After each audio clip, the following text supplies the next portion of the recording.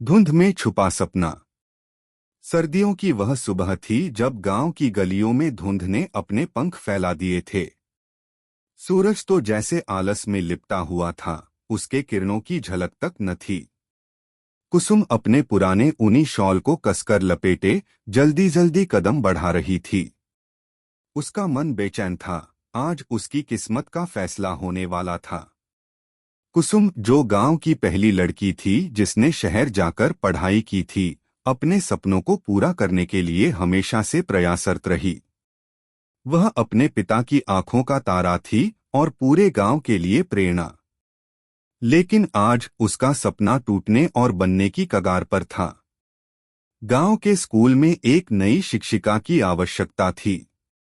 कुसुम ने आवेदन दिया था, लेकिन यह जगह उसे तभी मिल सकती थी जब पंचायत के मुखिया ठाकुर साहब उसे अपनी अनुमति दें। ठाकुर साहब के विचार पुराने थे। उनके अनुसार लड़कियों को घर संभालने के लिए बनाया गया था, न कि स्कूल में पढ़ाने के लिए। कुसुम पंचायत भवन पहुंची। पूरा गांव वहां जमा था।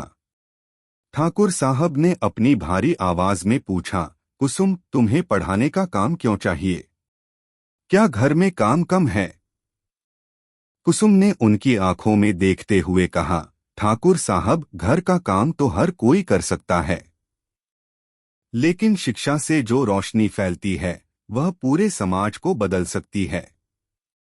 मैं सिर्फ अपना सपना नहीं देख रही, मैं गांव की हर लड़की के लिए यह सपना देख रही हूं। गांव के बुजुर्ग चुपचाप उसकी बातें सुन रहे थे। कुसुम की बातें हवा में जादू सा असर कर रही थीं।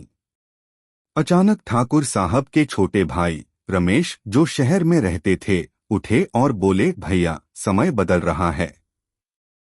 कुसुम जैसी लड़कियों को आगे बढ़ने का मौका देना चाहिए। ठाकुर साहब कुछ देर तक सोचते रहे। फिर उन्होंने गहरी सांस लेते हुए कहा, ठीक है कुसुम, स्कूल की जिम्मेदारी तुम्हें दी जाती है, लेकिन याद रखना, यह सिर्फ तुम्हारा सपना नहीं, पूरे गांव की उम्मीद है। कुसुम की आंखों में खुशी के आंसू आ गए। धुंध धीरे धीरे छंट रही थी और सूरज की पहली किरणों ने गांव को रोशन कर दिया। कुसुम का सपना अब सिर्फ उसका नहीं था, यह गांव की नई सुबह का प्रतीक बन गया।